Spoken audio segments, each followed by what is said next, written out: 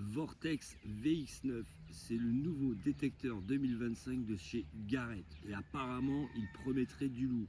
Donc tu restes avec moi, on va tout de suite voir ça en vidéo. Mais avant, encore un gros big up à Maison de Détection de me faire confiance, de me le prêter. Et là, on part au test. Pour démarrer le test, il n'y a pas moyen, il faut que ça passe par le son. On n'a pas le choix. Donc je vous mets 2-3 petits trucs au sol. Donc ici on a une bague, on a un petit Happening allemand, on a une monnaie alu, on a une de sol ici, et on a un genre de boucle d'oreille avec de l'or dessus. Je vais vous mettre ici. Donc là le but c'est juste de voir un peu les sons différents du Vortex. Parce que je vous cache pas que les sons de la série Ice, pour moi, hein, c'était vraiment des sons pourris, quoi. Et là, vous allez voir la différence, c'est beaucoup plus sympathique. Alors, bon, je les ai mis vachement près les uns des autres.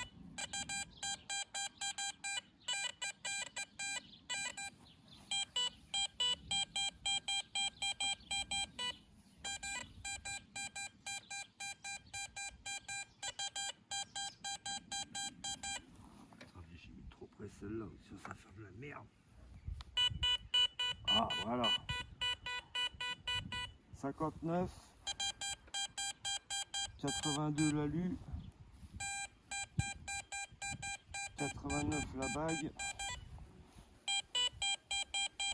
et 73 là de sol. Par contre, c'est que j'ai mis l'autre petite bague, elle est là. Hop.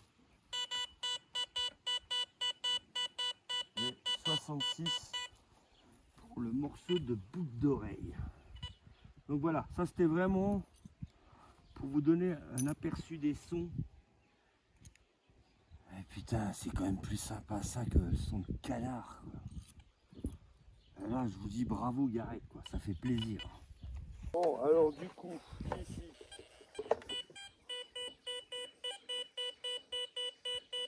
donc là on est à 5 cm. Donc là, si vous entendez tous les ferreux, en fait, c'est parce que je ne les ai pas éliminés. Et regardez un peu mon terrain, comment il est. Hein. J'ai même pas fait d'effet de sol. Et vous voyez que ça gueule dans tous les coins. Donc là, il la reconnaît bien. Là aussi.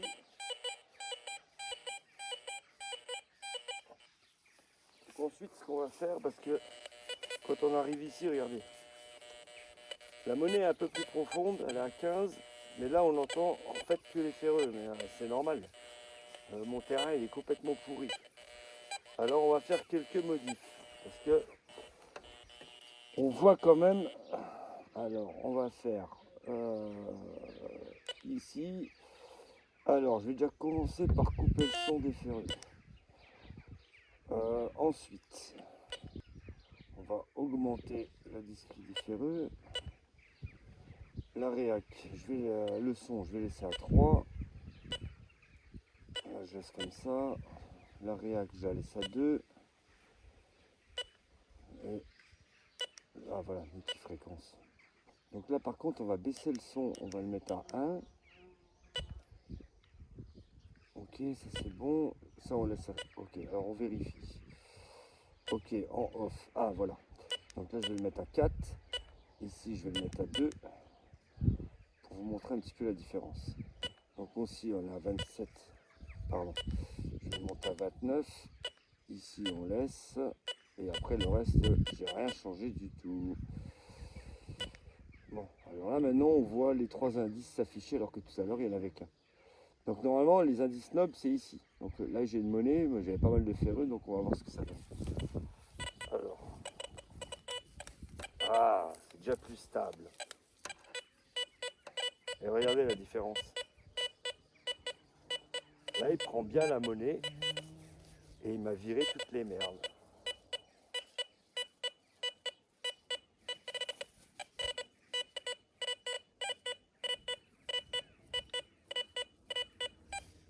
Et là, il n'y a plus de ferreux. Ah, ça crachote encore un peu, c'est normal. Moi, j'ai le terrain qui est vraiment pourri. Hein. Mais non, franchement,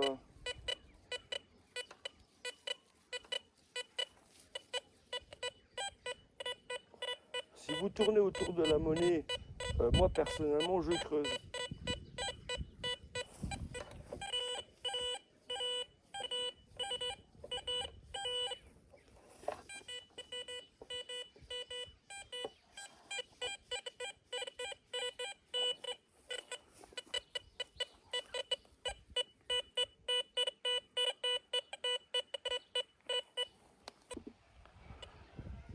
Je ne suis pas vraiment rentré dans le détail des réglages, mais je pense que vous avez pu voir par vous-même la différence, surtout qu'ils accentuent sur le fait qu'il y a une meilleure analyse par rapport aux ferreux normales et les ferreux complexes. Et avec 2-3 réglages, bah, j'ai pu m'en sortir avec une monnaie qui a 15 cm avec des ferreux à crever tout autour, quoi. Sachant quand même que ici mon terrain de test, donc j'ai 5, 10, 15, 20 et 26 en termes de profondeur, c'est des monnaies qui sont enterrées depuis plus d'1 an, hein, jetons à chaque fois pour pouvoir faire mes essais. Et c'est bourré de tuiles, de fer, enfin de tout ce que vous voulez, quoi. Donc non, franchement, il s'en sort plutôt pas mal. Bon, après, c'est comme je le disais tout à l'heure, hein, ça revient à peu près au même à toutes les bécanes qu'on peut voir à l'heure actuelle, hein. Quand vous avez vous allez dans le menu, au niveau des réglages, bah, vous avez la sensibilité, vous avez le son, vous avez le son des ferreux. Vous pouvez mettre à 0 si vous ne voulez pas les entendre. Moi, j'aime bien toujours entendre un minimum. Ici, vous avez multifréquence. Vous pouvez mettre, ça c'est pour le mode plage, ou alors en 5, en 9, en 13, en 18 et en 25. Ok. Ici, c'est le décalage de fréquence. Donc, il était à 4, on va le laisser à 4. Alors ici, vous avez la réactivité étalée 1, 2, 3, donc 2. Moi, j'ai laissé à 2. Rétroéclairage, le casque. Ici, vous avez la manip à faire pour pouvoir faire de la plongée, donc pour bloquer les touches en fait. Ici, vous avez 3 tons et 5 tons. Ça, c'est ce que je regrette un peu. Pourquoi ils ont fait 3 tons et 5 tons? C'est quoi ces conneries? Pourquoi vous n'avez pas mis du 2 tons et du full tone, hein, comme chez Minelab par exemple? Alors, moi je laisse en 3 tons. Ici, c'est tout ce qui est notch. Ici, c'est la coupure des ferreux, donc on peut aller jusque 39. 39, ouais, c'est ça. Donc là, je vais le laisser à 29. Tout à l'heure, il était à 27. Hein, moi, je l'ai monté à 29. Alors, ça, c'est le bicap. C'est pour tout ce qui est capsule. On regardera. Il faudra que je fasse un test tiens, pour voir. Donc, on peut aller jusque 5. Donc, on va le laisser à 2. Parce que c'est toujours pareil. Hein, plus on met de filtre, forcément, plus la machine va devoir réfléchir. Alors, ici, c'est pareil. C'est pour les ferreux aussi. Et ici, c'est pour couper le son des ferreux. C'est-à-dire que tout à l'heure, il était sur on. Je ne sais pas si vous avez fait gaffe. C'était une cacophonie. Donc en le mettant sur off, c'est plutôt cool. Et donc voilà. Donc ça, c'était pour les réglages. Donc ici, on retourne en arrière. Et ici, on reste appuyé. On fait les effets de sol. Et ici, on a le pinpoint. Alors, pour moi, pour l'instant, à titre négatif, qu'est-ce que j'aime pas? Ben, j'aime pas qu'il y ait 3 tons ou 5 tons. J'aurais préféré du 2 tons, voire du full tone. Deuxième point négatif également, bah putain, mais les mecs, et pourquoi vous faites toujours des cannes droites?